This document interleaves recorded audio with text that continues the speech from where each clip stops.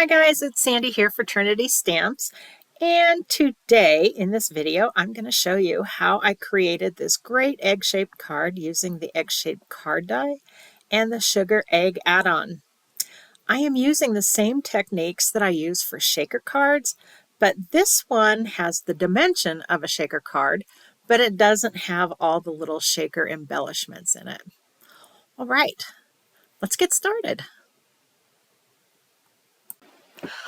I wanted to make this card very dimensional since it is a sugar egg. So in order to do that, I wanted to almost do it like I would create a shaker card. So I'm going to take the egg shape, which is the second largest in the die set, and I'm going to lay out where that frosting section would be on that egg. So I'm just figuring out where I want that frosting section to be. I'm not going to cut out the outer edge of the frosting. I'm going to cut out the outside edge of the egg and the opening where the scene will fit. So once I get that laid out where I want it to, I'm going to tape that die together so that I can run it through my die machine multiple times to cut out the egg shape with the opening. I am using 110 pound cardstock. It's really heavy. I do that when I'm creating shaker cards or any kind of card with dimension, just because it's thick enough to still cut well, and I don't have to do so many layers of card stock to get the dimension that I'm looking for. I have cut out 8 layers of cardstock. That's just about the right amount to give me the depth that I want for this card. That's usually also the number that I use for making shaker cards. That usually gives me enough clearance for some of those larger pieces like the clay bits that shake around in the shaker card.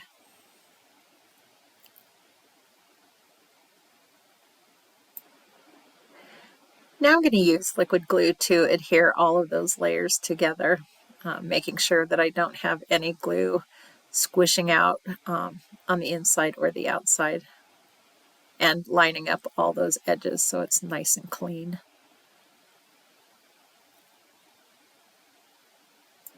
Make sure before you disassemble those 2 dies that you've taped together that you cut out at least 1 layer of your top piece of cardstock.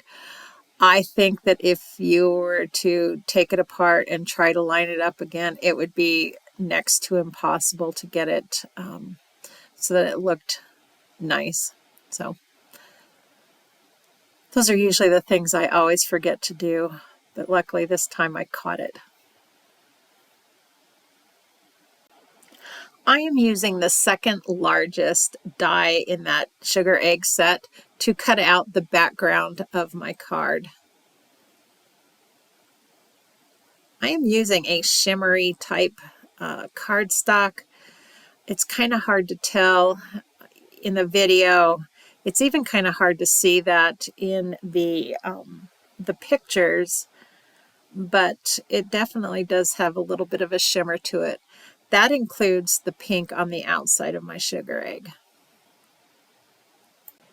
For the little frosting piping that goes around that opening of the sugar egg, I'm going to stamp that on white cardstock. I didn't want to use black ink because I felt like it was too harsh and I wanted to keep the scene kind of soft.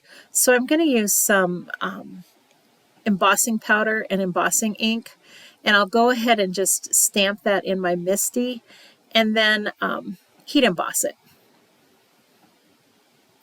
Once that's heat embossed, I'll go ahead and line up those dies and run it through my die cutting machine.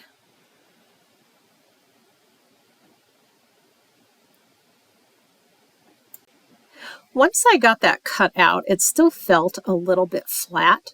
So I went ahead and I used my B Quad Copic marker and I just started inking in some little shading at the bottom of each one of those piping pieces. And that gave it just enough dimension without overpowering it. To complete the front of my egg, I'm going to go ahead and glue that pink cardstock to that dimensional well I created, and then I'm also going to glue on the white piping that goes on the outside of the egg opening.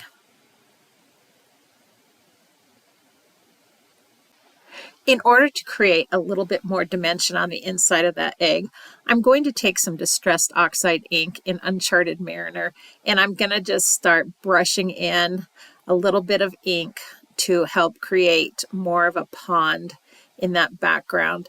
I'll use the front of the card that I've constructed to help me figure out exactly how far up I want that ink to go.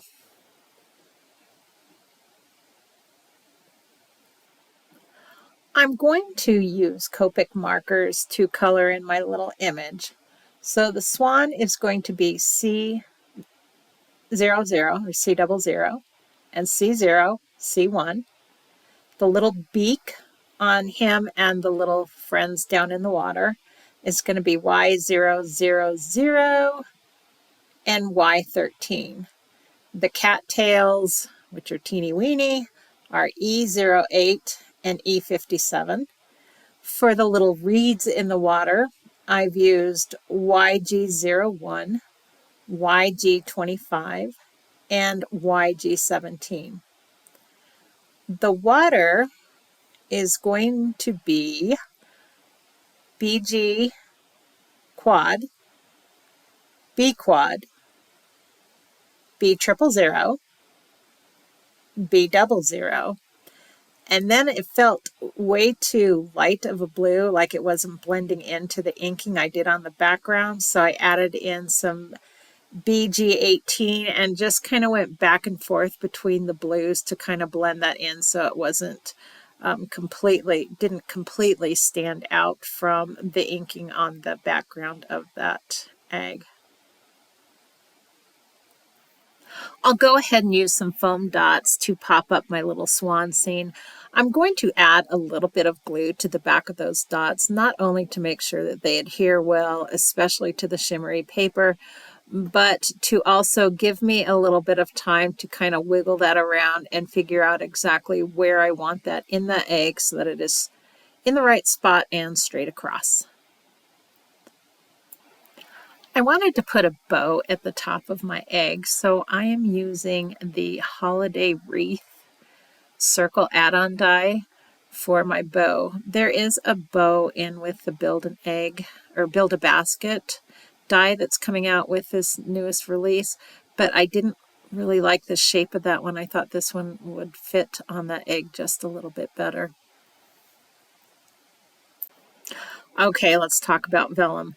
Vellum does not play well with adhesives. So what I usually do when I'm doing a large piece of vellum, I go ahead and I apply some rip and stick or double-sided adhesive tape to the back of my vellum, to the whole piece.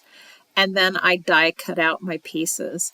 Now the little pieces that stick out or aren't adhered to anything, I use some of the powder from one of my, I don't even know what it's called, one of my little things that helps me with heat embossing.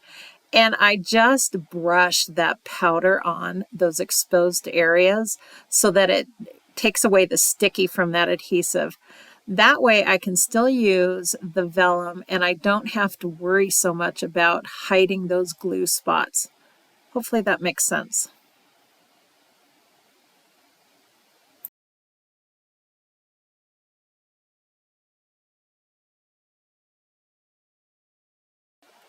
Using the sentiment that's included in that stamp set, I have heat embossed my sentiment using a gold embossing powder on a piece of pink cardstock, and then I cut it to the shape of a banner. I just thought that was a nice edging for the bottom of that card. Then I'm going to take the largest egg-shaped die from that set, and I'm going to cut out an egg-shaped background from some plaid pattern paper. I'm going to use the egg-shaped card die cut set to cut out the base of my card from some light blue cardstock. I'll go ahead and fold my card over on that embossed line, give it a good crease, and then I will apply my plaid paper background along with my little sugar egg that I've created, and then I will adhere the little Easter blessing banner at the bottom.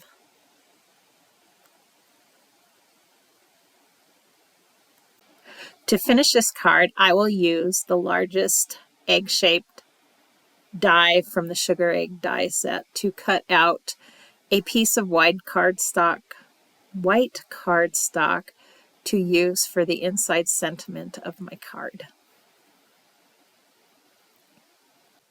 For the inside of this card, I use the Simply Sentimental Easter stamp set for my sentiment. There's all kinds of little bits and pieces you can put together to make just the perfect sentiment.